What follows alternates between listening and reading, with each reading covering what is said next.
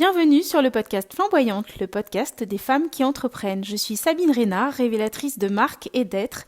J'œuvre dans les univers de la stratégie, de la vision de marque et de la communication depuis plus de 23 ans.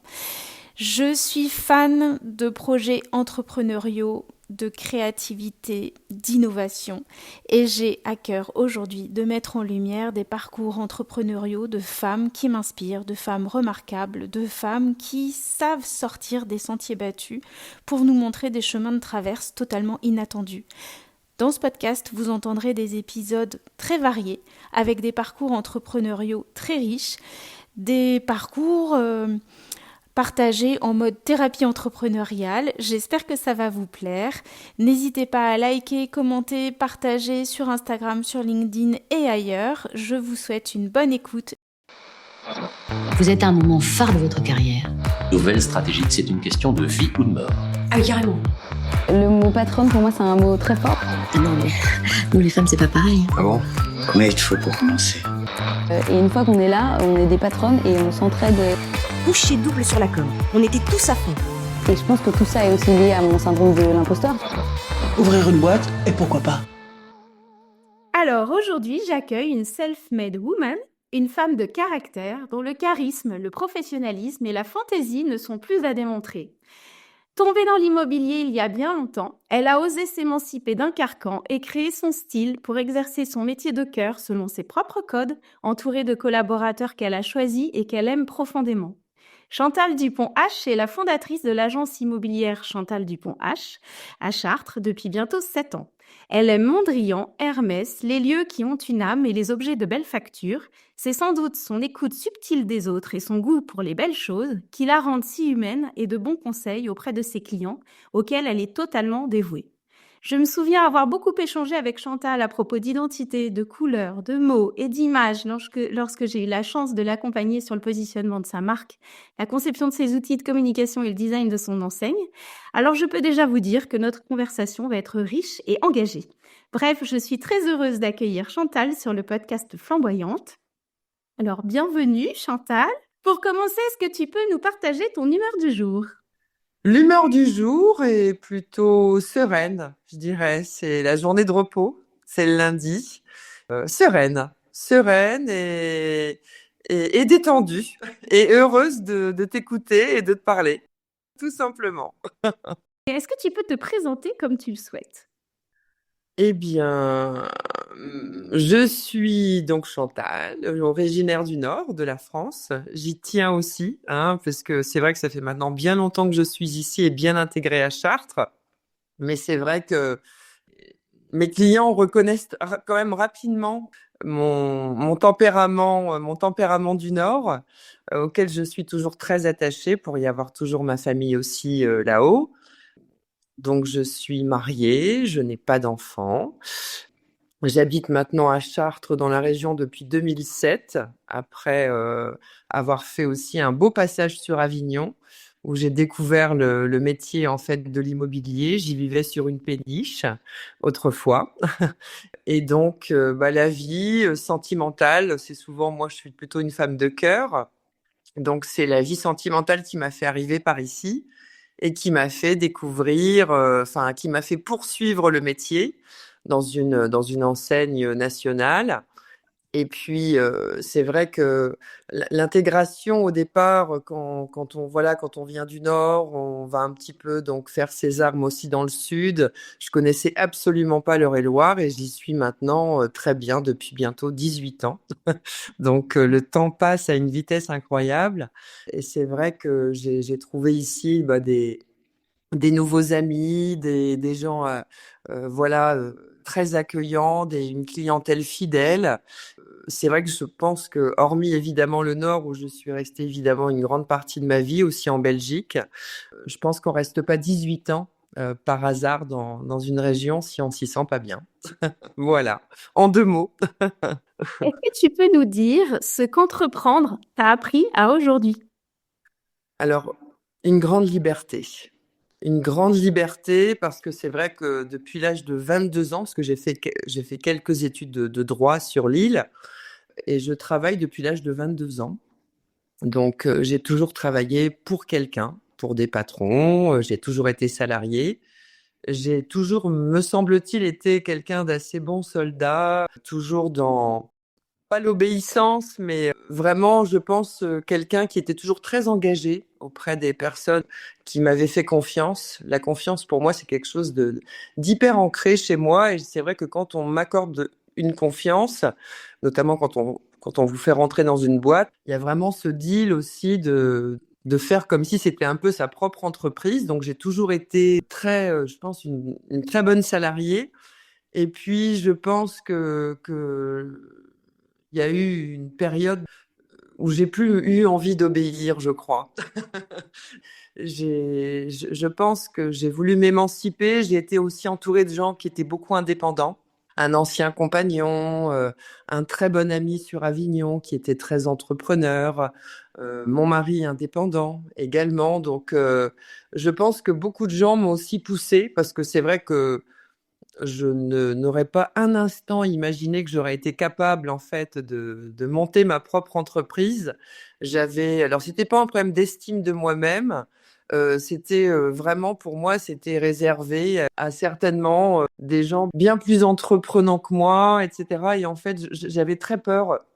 J'avais très peur surtout de l'aspect aussi gestion financière que je ne connaissais absolument pas parce que quand on est depuis si longtemps soit commerciale, soit directrice commerciale, vous êtes toujours entouré de gens en fait qui s'occupent de cette partie un peu finance, comptable, et cette partie-là me faisait très peur. Et en fait, quand on s'entoure juste de gens compétents, et j'ai eu cette chance d'avoir comme si tout s'alignait. En fait, je t'ai rencontré, j'ai rencontré un bon comptable, j'ai rencontré la chambre de commerce de Chartres, j'ai rencontré un banquier parce que c'est vraiment des relations que voilà auxquelles je n'étais pas habituée. Et en fait, j'avais l'impression qu'à chaque fois aussi dans le regard des gens, les gens croyaient en moi et ça m'a aussi donné beaucoup de force. Je croyais en mes compétences commerciales, mais de là à ouvrir une entreprise, c'est vrai que pour moi il y avait un véritable monde. Et en fait, j'ai quitté mon entreprise en mai 2018 et j'ai ouvert en septembre 2018. Donc ça a été à une vitesse grand V, le temps de trouver le local qui me convenait. C'est vrai que tu parlais tout à l'heure de trouver l'identité, mais c'est vrai que j'avais l'impression que tout le monde me connaissait un peu déjà et qu'il n'y avait plus qu'à ouvrir ses portes. Et ça a été vraiment... le local a été le déclencheur, c'est vrai. Cette petite boutique un peu à l'ancienne, en plein cœur de Chartres, face à la cathédrale, dans les rues commerçantes. Je me disais, il y a pas meilleur endroit pour démarrer. Et je pense que ça a été vraiment le déclencheur et tout s'est fait. J'ai démarré vraiment à zéro. J'avais pas un seul bien dans ma vitrine, j'avais pas un seul client, mais les gens me disaient, mais enfin voilà, tout le monde en général épouse une enseigne, se réfugie un peu derrière des grands noms. Et moi, tout à coup, j'ai eu envie de mettre mon nom sur une enseigne. C'était pas du tout présomptueux, mais voilà, je voulais vraiment créer mon entreprise. J'ai pas trouvé d'autre mot que de dire, voilà, c'est Chantal Dupont-H Immobilier qui va ouvrir son agence immobilière et qui va, elle, enfin voilà, vous apporter un service vraiment sur mesure avec effectivement une envie de montrer qui j'étais et pas seulement cet employé d'une enseigne, d'un grand réseau qui se font dans une masse de 900 agences avec 3 ou 4 000 conseillers. Voilà, j'avais envie d'être en lien direct effectivement avec ma clientèle et de ne plus avoir d'intermédiaire. Et c'est vrai qu'avant, quand on décrochait le téléphone, on se demandait toujours s'il n'y avait pas un client mystère ou quelqu'un qui allait en fait tout de suite vous noter. On nous met un peu dans des cases, dans des résultats, et ça, je voulais m'enlever tout ce carcan-là et me sentir libre, en fait. Oui, il y avait une grande forme de liberté. Et cette forme de liberté, même après 8 ans, je la sens toujours. Mais évidemment, avec une équipe, comme tu as dit, avec des gens qui presque considèrent que c'est aussi leur entreprise. Et ça, c'est génial, quoi. Parce que je pense pas... Alors oui, il y a toujours quelqu'un à la tête du bateau. Mais moi, je pense que j'ai un management hyper participatif, hyper détendu. Moi, ce que je voulais pour moi-même, c'est-à-dire plus de chef, je voulais pas cette notion de cheftaine, de personnes qui fliquent ou qui voilà. Je voulais vraiment que les gens s'épanouissent, voilà, comme moi j'avais envie de m'épanouir. Et je pense que l'équipe, bah, elle est la même quasiment depuis le début, et c'est peut-être un signal qu'ils se sentent pas trop mal. Voilà. On va aller plus dans le détail de l'équipe, mais avant ça, est-ce qu'on peut revenir un peu en arrière et que tu nous décrives les grandes lignes en fait de ton aventure professionnelle, puisque tu nous as dit que tu avais été salarié pendant plusieurs décennies, hein. Finalement, tu as monté ton entreprise tardivement. Et donc, qu'est-ce que tu as fait avant de monter cette entreprise? Alors quand j'étais après mes études, en fait, j'ai rejoint. Enfin, je voulais absolument travailler. Mes parents n'avaient pas forcément les moyens de me payer des études, un appartement, etc. Donc en fait, j'ai bien senti qu'il fallait que je me débrouille très très rapidement par moi-même. Et donc à 22 ans, j'ai poussé, mais alors au hasard, je faisais des petites annonces dans les journaux. Et je suis tombée sur une entreprise qui disait, c'était dans l'édition, c'était Bordas qui cherchait des vendeurs. Il y avait cette annonce qui disait, voilà, vous aimez rencontrer des gens, vous voulez que votre salaire soit presque, enfin que vous le maîtrisiez, travailler en équipe. Enfin, à 22 ans, je me suis pas trop posé de questions. Je suis rentrée dans cette entreprise à Lille. Et en fait, comme je suis quelqu'un d'assez fidèle, j'y suis restée 9 ans, jusqu'à devenir directrice du réseau commercial, en fait, en Belgique. Parce que mon patron, avec qui je m'entendais vraiment excessivement bien, j'adorais je vais le citer, c'était Didier Van der Beeken. Il était vraiment extraordinaire. Et c'est lui qui m'a donné le goût du commerce, mais du commerce comme je l'entends, c'est-à-dire sans que les gens soient floués, sans que les gens soient... Voilà. Certes, il y avait du résultat à avoir. Et rapidement, en fait, j'ai gravi des échelons, j'ai eu des résultats hyper rapidement. Et je me suis retrouvée à 23 ans à gagner le même salaire que mon père. Ça m'a vachement marqué, ça, parce que maman, voilà, moi je suis issue d'une famille très traditionnelle. Mon père était militaire, après fonctionnaire, ma mère au foyer, 3 enfants. Aucun d'entre eux n'est dans le domaine du commerce. Il y a personne dans la famille n'a cette fibre-là. C'est pas du tout un héritage. Mais moi, je sentais que mon tempérament hyper volubile, un peu extraverti depuis toujours, et d'aller aimer d'aller vers les gens. Je pense que ce métier était vraiment fait pour moi sur mesure. Donc en fait, je l'ai fait pendant 9 ans pour donc terminer ma carrière comme directrice commerciale du réseau belge. Et en fait, quand j'ai rencontré mon compagnon de l'époque, qui était pilote de chasse à Cambrai, qui habitait donc sur la péniche, il m'a dit, tu sais, un jour, il faudra quitter forcément la région, parce qu'un militaire, ça bouge. Et c'est vrai que 9 ans, c'était déjà un beau début de carrière. Et j'ai décidé, par amour, en fait, de le suivre sur Avignon, parce que lui, en fait, s'est installé donc à Orange. Donc, on s'est installé à Avignon, et en fait, je passe d'avoir une quarantaine de personnes sous mes responsabilités, une voiture de fonction, faire cambrer la Belgique tous les jours, à me retrouver en salopette sur mon bateau, à nettoyer le pont, à connaître personne sur Avignon. Et je sais pas s'il y a une destinée, mais à peine arrivé, on vit les crues de 2003. Après la canicule, et là le Rhône monte de 7 mètres, je suis évacuée par les pompiers. François, mon ami de l'époque, décide de rester sur le bateau. Je passe tous les détails de toutes ces angoisses, de toutes ces nuits.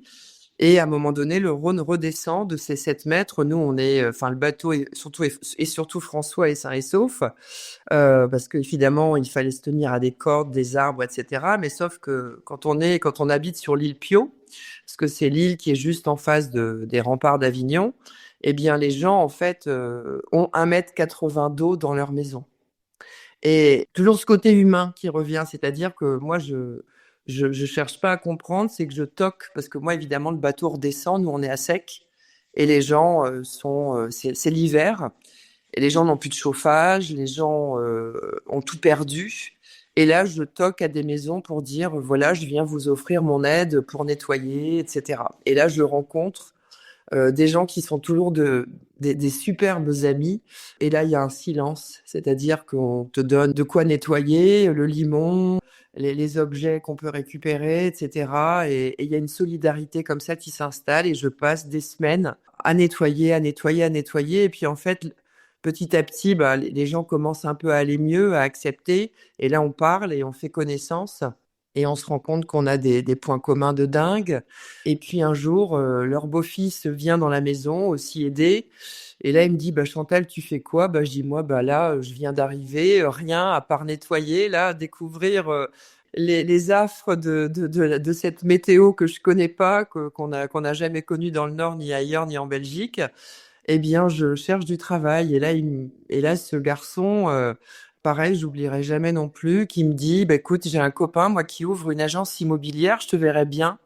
Je te verrais bien dans ce métier-là. La façon dont tu parles, dont tu t'exprimes, il dit, voilà, il ouvre son agence. Est-ce que tu veux le rencontrer?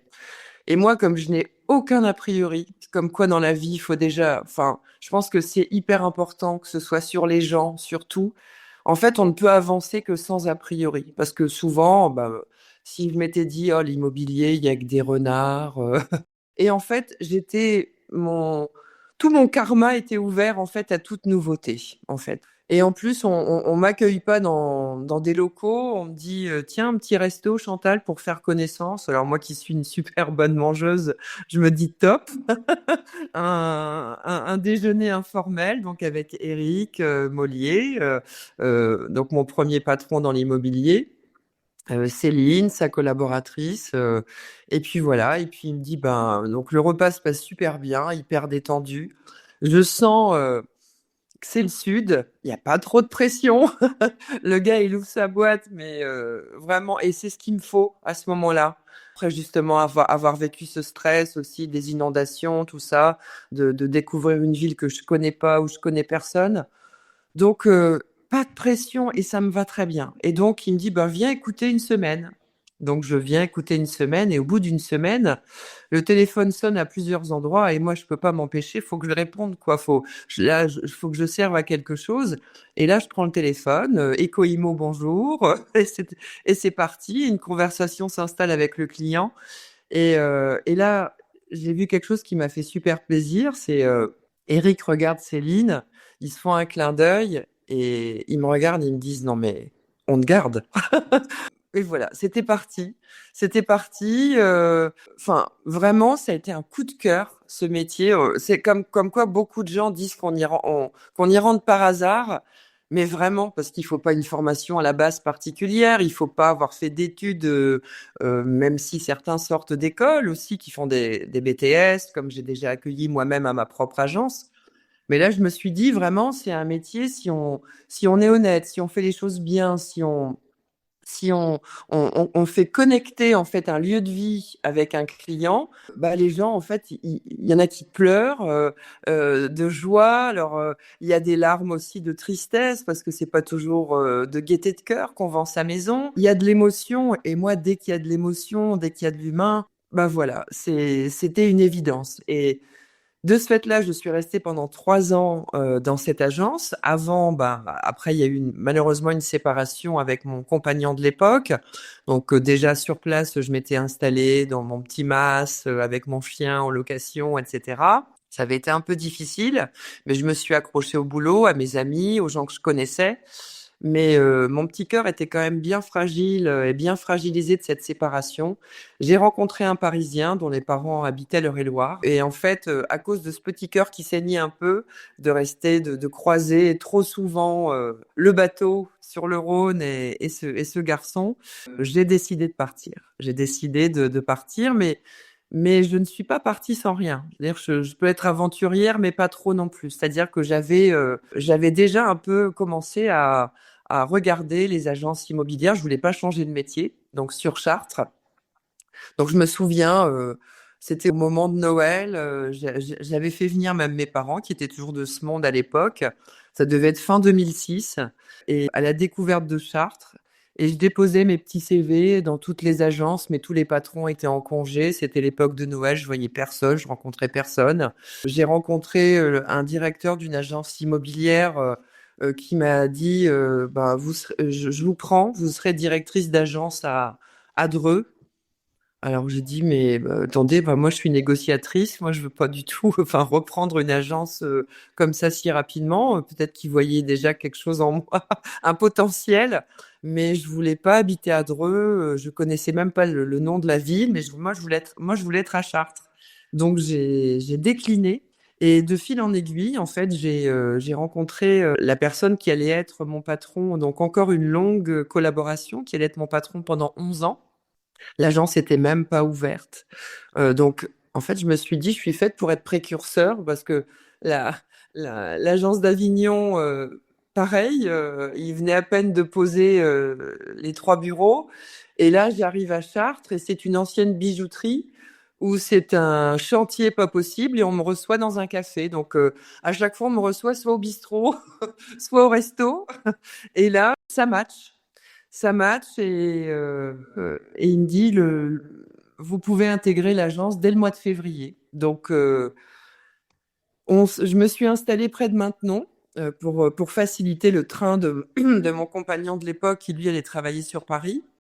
11 ans de bonheur, 11 ans de formation parce que Avignon, j'avais quand même un patron qui venait travailler en tongs et pas en pantacourt mais presque avec scooter et tout et qui était vraiment très très enfin, on bossait, mais c'était vraiment cool. Je n'avais pas les résultats que j'ai eu à Chartres. Et là, je passe des tongs, en fait, au costard cravate. Et en me disant, faut porter une veste que j'ai jamais portée pendant 11 ans.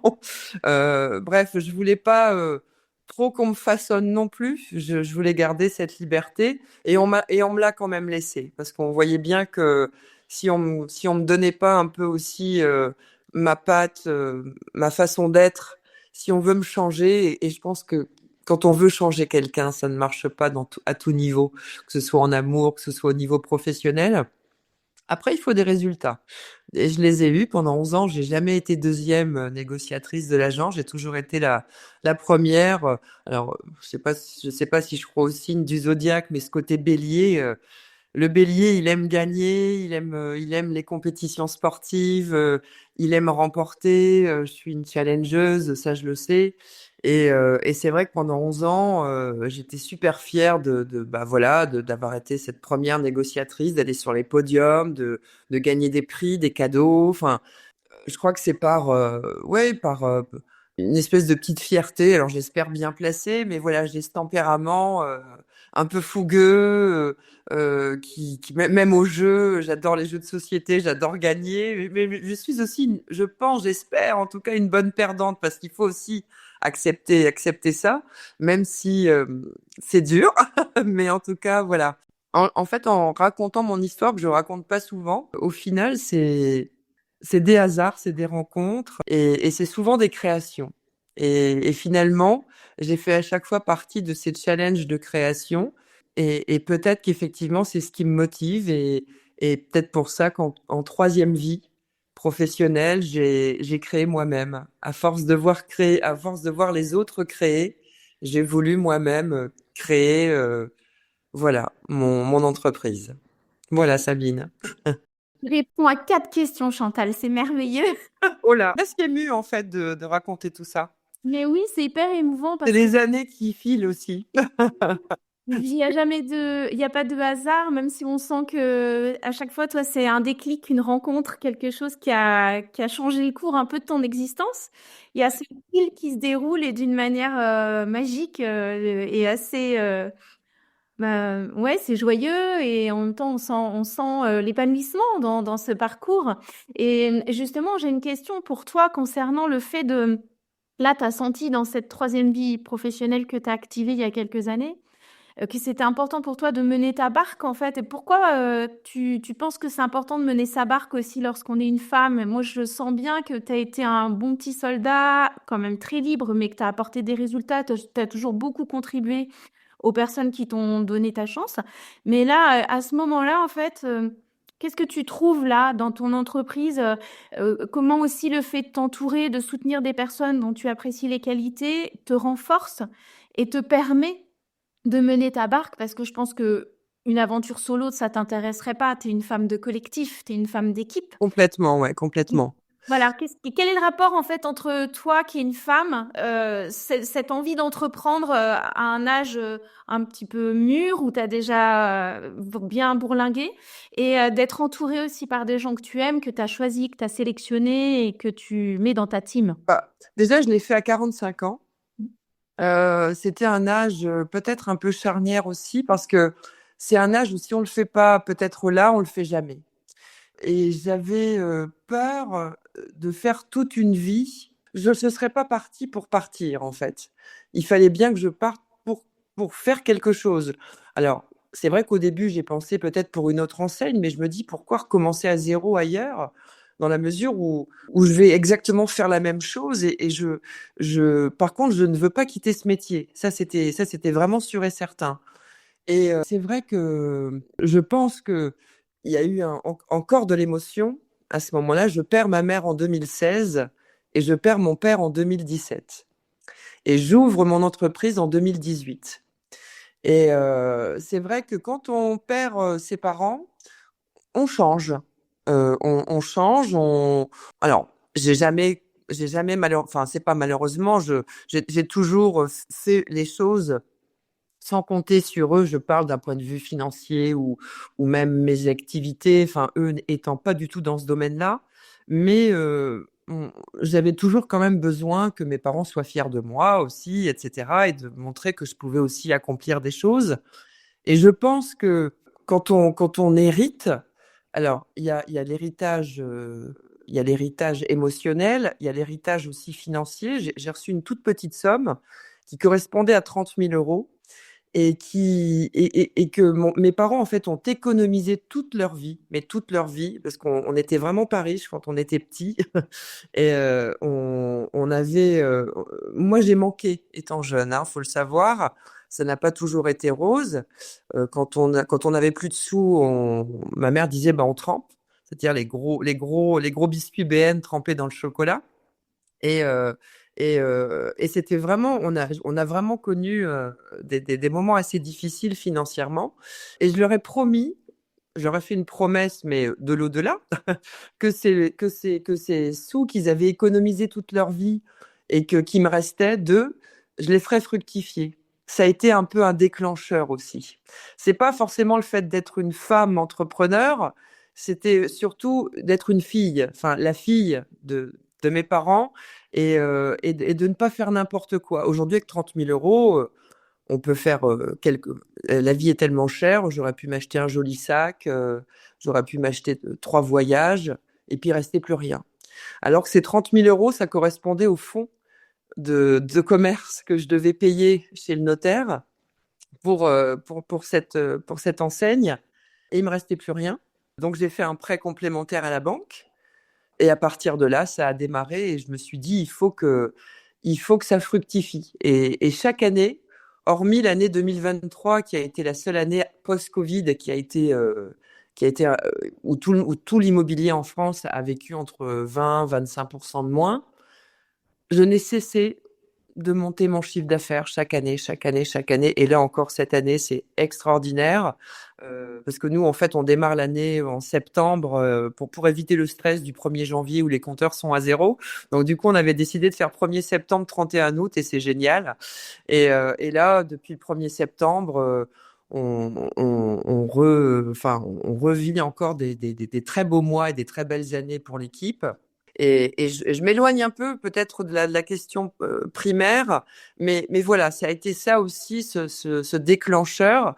Et évidemment d'être entourée, parce que la première personne, le pilier d'une agence immobilière, pour moi, c'est d'avoir une super assistante commerciale qui a un bras droit, un bras gauche. Elle est là depuis le début, donc c'est Oriane. En fait, tout à l'heure, je faisais aussi une corrélation, c'est que j'aime les gens fidèles. C'est-à-dire que même le patron que j'ai eu à 22 ans, je le côtoie toujours. Le patron que j'ai eu à Avignon, on s'envoie toujours des petits mots. Les personnes que j'ai aidées pendant les inondations d'Avignon, c'est devenu des...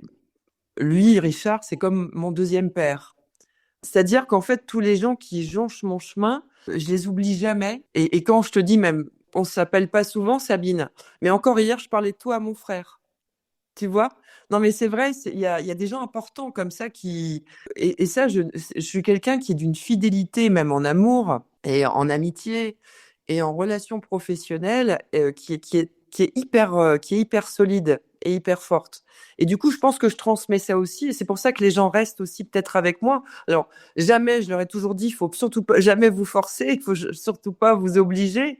Mais c'est vrai que j'ai pu comprendre aussi un peu la déchirure de mon patron de l'époque quand je suis partie. Parce que c'est vrai que s'il y en a un qui partait, ça serait un déchirement.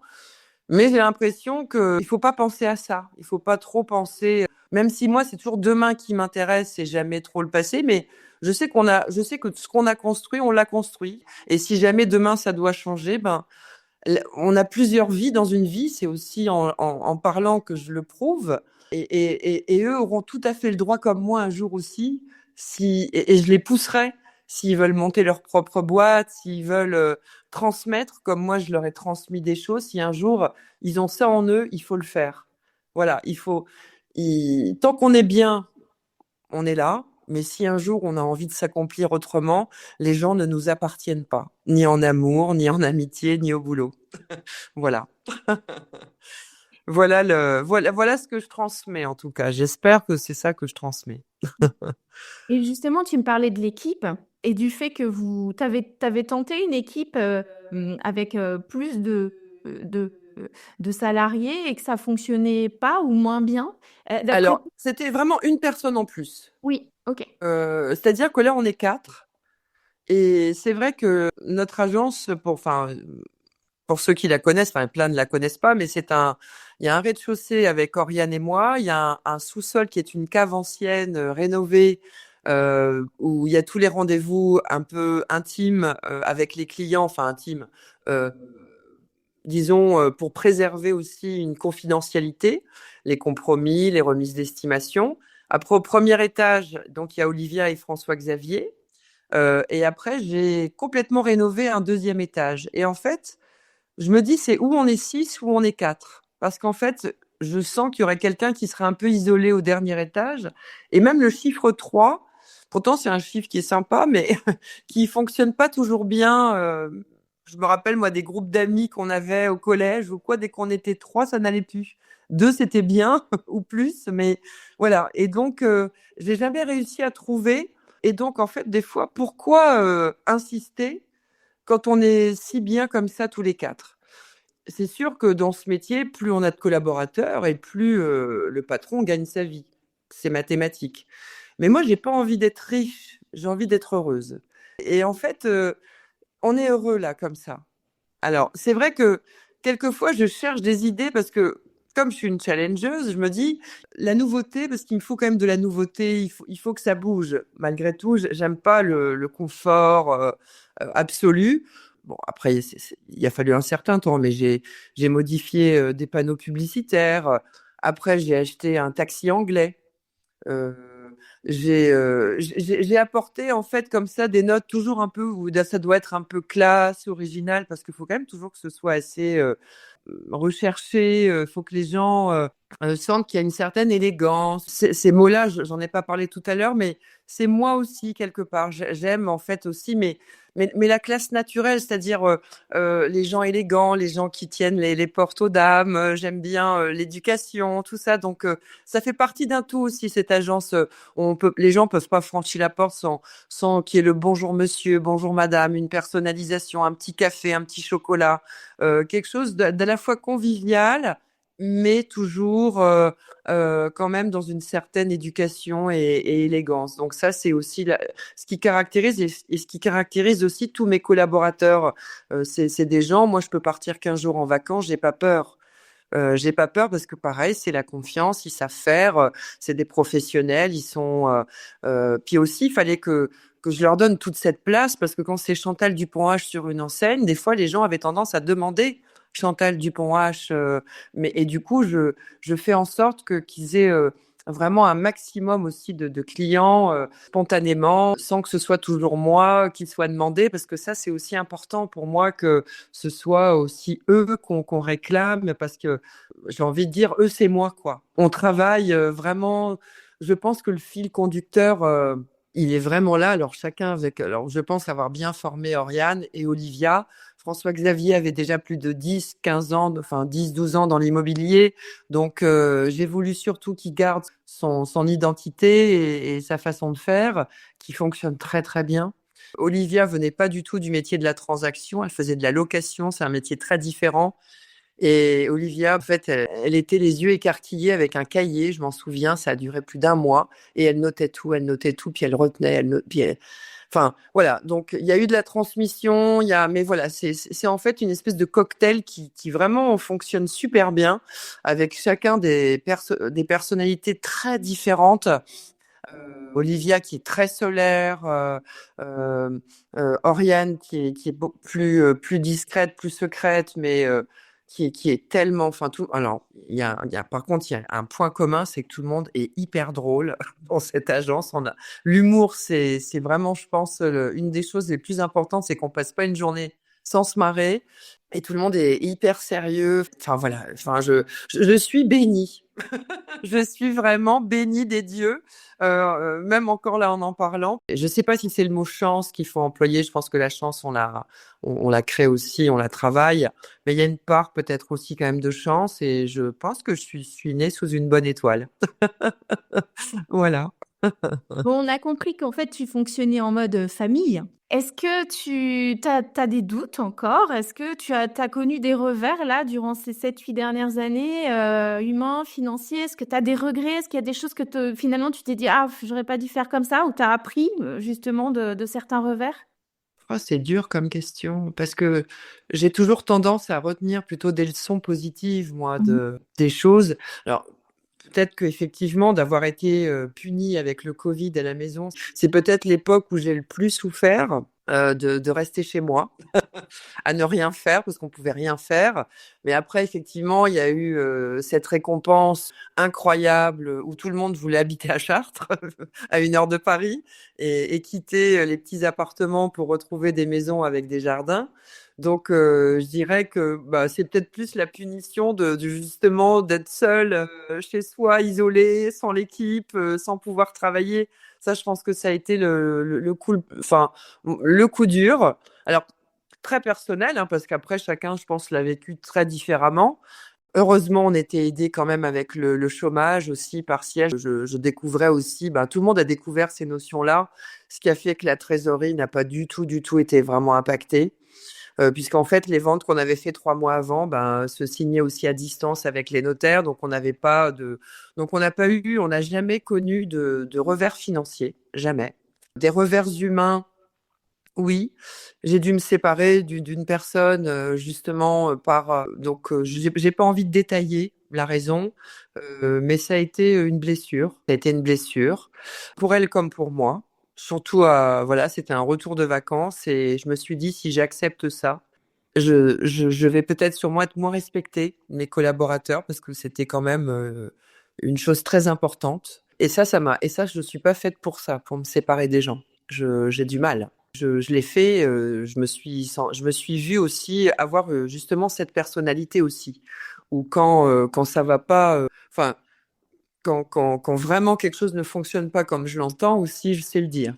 Les gens connaissent mes valeurs et ça c'était une valeur qu'on pouvait pas toucher, la confiance et le mensonge. Donc ça c'est impossible.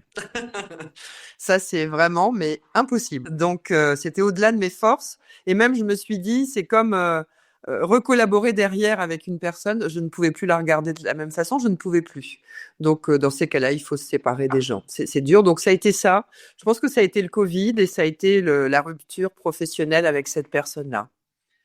Après, d'un point de vue client, effectivement, j'ai eu 2 grosses déceptions aussi. Sans pareil, sans rentrer dans le détail, je vais pas donner de nom ni rien, mais ouais, ce métier apprend beaucoup quand même sur la nature humaine, évidemment, à beaucoup de niveaux. Hein, on est quand même chez les gens. Je dis toujours, on est dans leur chambre, on visite leurs toilettes, leur salle de bain. Enfin, on est toujours dans l'intime. Et c'est vrai qu'il faut sacrément une dose de confiance, mais aussi une sacrée dose de protection. Sinon, moi, voilà, mon téléphone est ouvert, mais c'est vrai que des fois, les gens peuvent vous appeler pour demander s'ils peuvent visiter dimanche, s'ils peuvent visiter lundi ou tard. Et alors, c'est sûr qu'on a une grosse disponibilité, mais quand on est entrepreneur, il faut faire attention à ne pas se laisser trop manger par ça. Et là où j'ai eu peur il y a pas longtemps, c'était en fin d'année, j'ai eu peur du burn-out. C'est un mot que j'ai employé.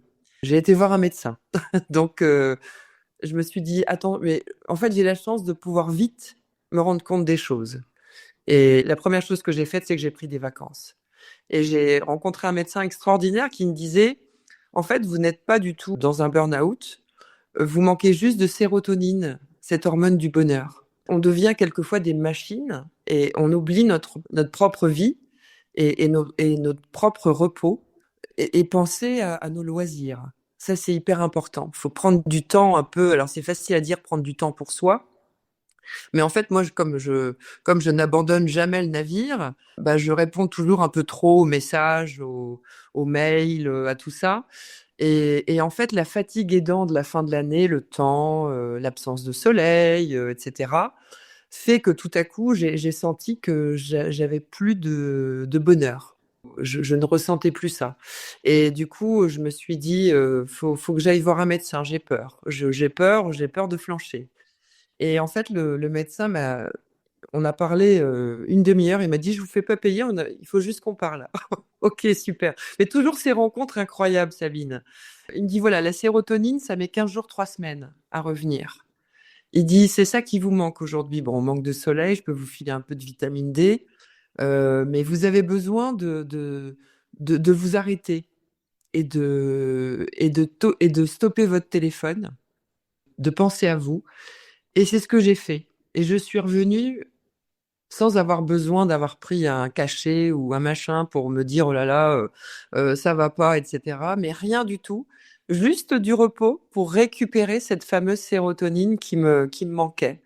Et elle est revenue, et là, c'est reparti. Et maintenant, je vais pas me faire avoir une seconde fois, c'est que quand je sentirai que vraiment je suis au bout, j'arrête et je prends des vacances. Voilà. Merci de ce partage qui est à la fois très simple, mais extrêmement essentiel parce que quand on est à son compte, c'est vrai qu'on ne sait jamais quand s'arrêter. On a trouvé la limite de l'arrêt de l'activité, du moment où on peut s'octroyer du temps libre pour soi, du moment où non, faut repartir. C'est hyper important, hyper important. Moi, je les appelle, même je leur dis à mes équipes, si un jour, de temps en temps, vous avez besoin d'une journée thérapeutique pour vous, faites-le. Faites-le. Ils le savent, hein. Et du coup, ils le prennent pas. Parce que souvent, c'est quand on sait qu'on peut pas qu'on prend. Mais quand on sait qu'on peut, on est là. Et cette liberté, je leur ai dit, mais prenez-la. Si on n'est que 3 pendant 2 jours et que vous avez besoin, Olivia, de faire quelque chose avec sa fille ou François-Xavier avec ses enfants ou Oriane avec son chéri, faites-le. Faites-le, on revient rebooster. Et moi, j'incite vraiment tous les gens qui m'écouteront à prendre de temps en temps cette petite journée thérapeutique qui fait du bien. Je l'ai fait il y a pas longtemps. Un mercredi, je suis allée voir le musée Bourdelle à Paris. Je suis allée flâner. Voilà, j'ai flâné. Il y a une interview d'une femme que j'adore. Ah, je perds le nom. Regardez-la sur YouTube. C'est celle qui avait créé. C'est une dessinatrice de bande dessinée qui est malheureusement aujourd'hui décédée. Elle s'appelle, ah mince, elle a fait, oh, c'est l'âge, hein, je perds la mémoire, ça me reviendra. Mais alors, le début de l'interview, c'est, qu'est-ce que vous faites quand vous ne dessinez pas? Je flâne. J'achète des fringues. Voilà ce qu'elle dit. Je ne fais pas de tennis. Je n'ai pas d'enfants. Je ne vais pas dans des dîners mondains. Je flâne, je glande. Et j'adore. Et j'adore cette nana parce que déjà, elle est d'une beauté divine dans cette interview. Et en fait, voilà, c'est ce que j'incite à faire quand on est très fatigué. C'est alors, couper son téléphone complètement. Je pense que c'est un peu compliqué, mais en tout cas, faire autre chose. Prendre du temps pour soi. Et peut-être qu'il faut le faire avant d'être très fatigué. Et avant d'être très fatigué, tout à fait. C'est à installer Tout à de fait. manière quotidienne pour Tout ne à pas arriver à la fatigue. On n'est pas des machines, ça c'est sûr. Ça c'est sûr. Mm. Chantal, est-ce que tu peux nous dire brièvement quels sont tes projets, comment tu vois l'avenir? Bon, là, on a compris que tu étais bénie des dieux et Non, enfin, je veux pas que ce soit pris comme quelque chose de prétentieux, mais non. on bosse pour ça. Mais là, pour l'instant, c'est vraiment, il y a pas quelque chose là en ligne de mire vraiment d'extraordinaire à dire. C'est vraiment de maintenir ce cap. En fait, 6 7 ans, c'est long, mais c'est court aussi. Hein, il faut jamais non plus. Ça, c'est moi, je me remets toujours en question. Hein, attention, hein, on n'est pas du tout sur des acquis. Moi, pour moi, douter, c'est quand je vois des gens qui parlent des fois d'eux avec une telle presque un peu d'arrogance, moi, j'arrive pas à ça. Pour moi, il faut toujours se dire que rien n'est jamais acquis dans quelque domaine qu'il soit. Faut être aussi conscient de ce qu'on est, de ses compétences, mais attention, on est quand même dans un monde fragile. Les gens ont peur aussi, je le sens. Nos clients, on doit les rassurer. La politique ou les informations ne nous aident pas à être complètement sereins. Donc, il faut quand même anticiper. Moi, j'ai pas anticipé, par exemple, mais pas beaucoup de gens, hein, ce post-Covid où tout à coup les taux sont passés de 1 à 4. Alors, je parle pour mon métier, hein, où tout à coup les jeunes accédants n'étaient plus là, ne pouvaient plus acheter. Ça m'a rendu très triste. C'était d'ailleurs tout à l'heure dans les choses qui étaient un peu plus négatives dont on parlait. C'est vrai que de ne plus voir de jeunes projets, de jeunes couples pouvoir acheter leur premier appartement ou leur première maison, eh ben c'est dur. Il y a des familles où il y avait des prêts familiaux, mais tout le monde n'a pas les moyens hein, de donner de l'apport à ses enfants et je trouvais ça hyper triste. Du coup, j'ai perdu le fil. Je suis partie sur mes primo-accédants. Et par rapport à un objectif où tu disais que tu Ah avais oui, pas de cela, tu veux par maintenir le rapport. cap. Donc c'est maintenir le cap surtout, maintenir le cap parce que on, 6 7 ans, comme je disais, c'est pas non plus une vieille boîte. C'est quand même une jeune boîte encore. Et c'est de vraiment poursuivre, voilà, de concrétiser les projets des vendeurs qui poussent la porte parce que voilà, vous avez des vendeurs qui veulent pas d'agence, mais tous ceux qui veulent des agences et qui veulent nous, eh ben, on est là pour eux. Moi, j'ai jamais été. Des fois, on pourrait dire vraiment quelle imposture. C'est quand même beaucoup d'argent, ces commissions, etc. pour vendre une maison ou un appartement. Mais tout le reste du travail, 99% du travail qu'on fait est gratuit. Il faut pas l'oublier. Les estimations, les visites, la prospection. Des fois, on a un mandat et puis c'est le petit copain d'à côté qui vend et on a travaillé des mois et des mois sur une maison. Alors, c'est vrai que tout ce service-là, en fait, est offert. Donc, c'est au moment où on a une offre et une vente que là, on rentre dans le processus du compromis, du financement, etc. Mais on vend pas non plus tous les jours. Faut pas se leurrer. Et c'est vrai que comme quand même, c'est symbolisé par quand même pas mal d'argent.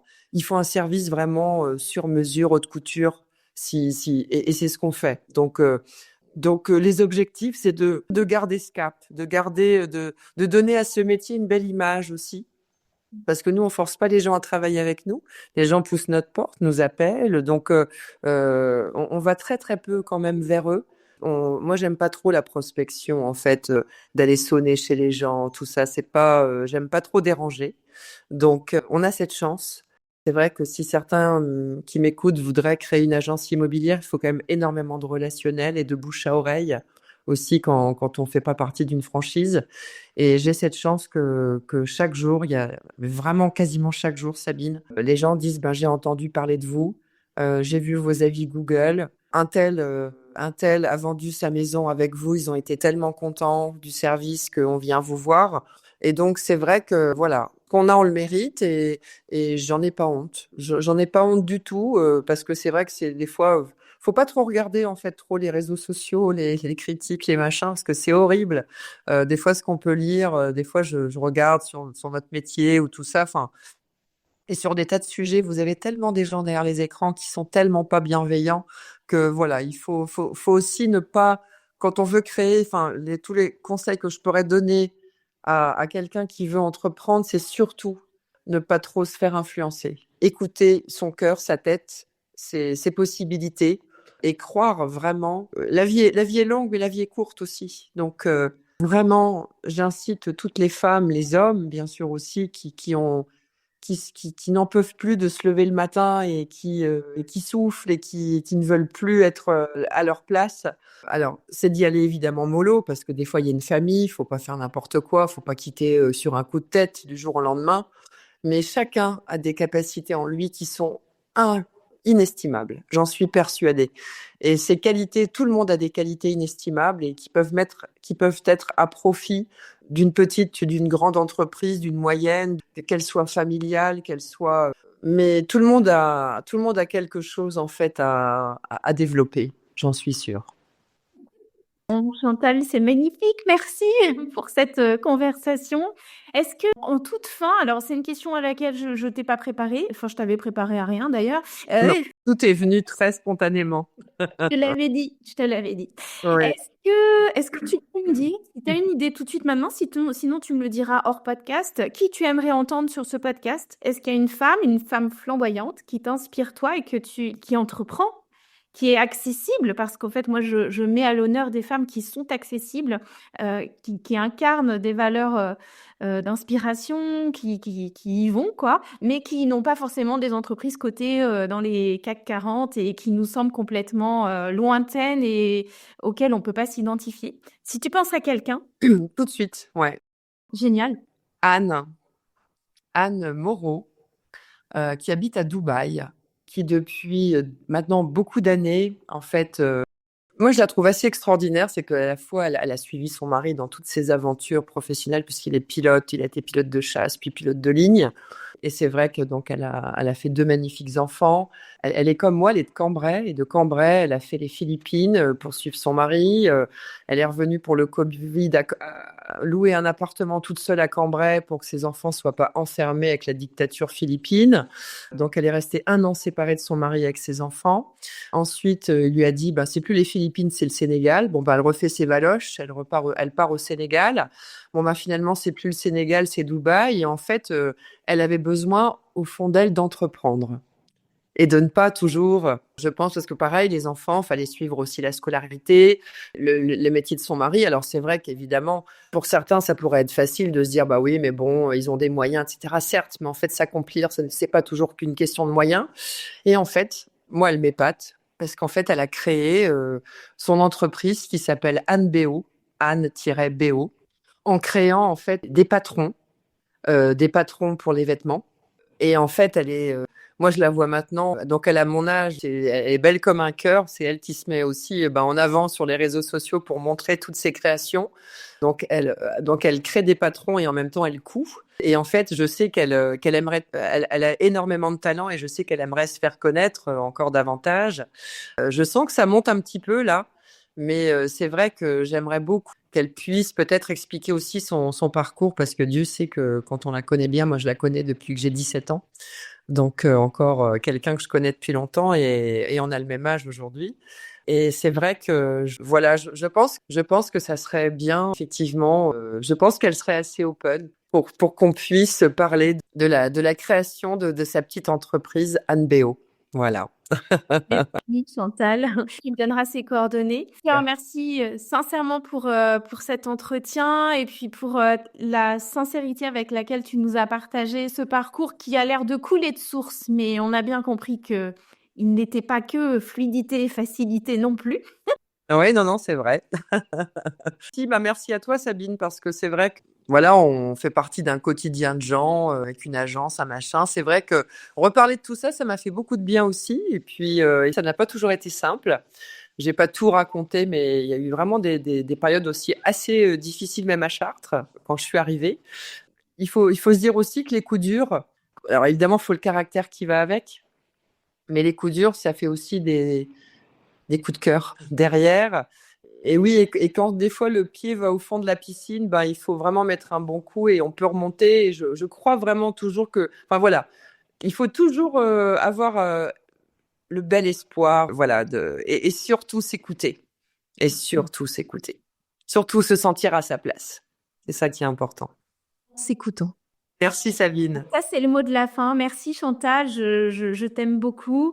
Merci infiniment d'avoir si bien représenté pour cette heure d'entretien, comme on dit, thérapie entrepreneuriale flamboyante.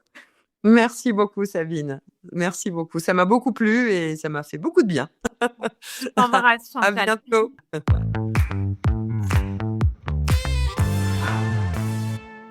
J'espère sincèrement que cet épisode vous aura inspiré et nourri. Si vous avez aimé cet épisode, je vous remercie de soutenir Flamboyante et Entrepreneur en vous abonnant, en allant déposer des étoiles et un commentaire sur Spotify, Podcastix ou Apple Podcast, en partageant l'épisode sur vos réseaux ou encore en invitant votre entourage à l'écouter. Si vous souhaitez me joindre, si vous voulez découvrir mon approche ou encore lire mes 3 livres publiés aux éditions Marie-Claire, retrouvez-moi à sabinerenard.com. Rendez-vous le mardi toutes les 2 semaines à 7h sur toutes les plateformes pour un nouvel épisode. À bientôt!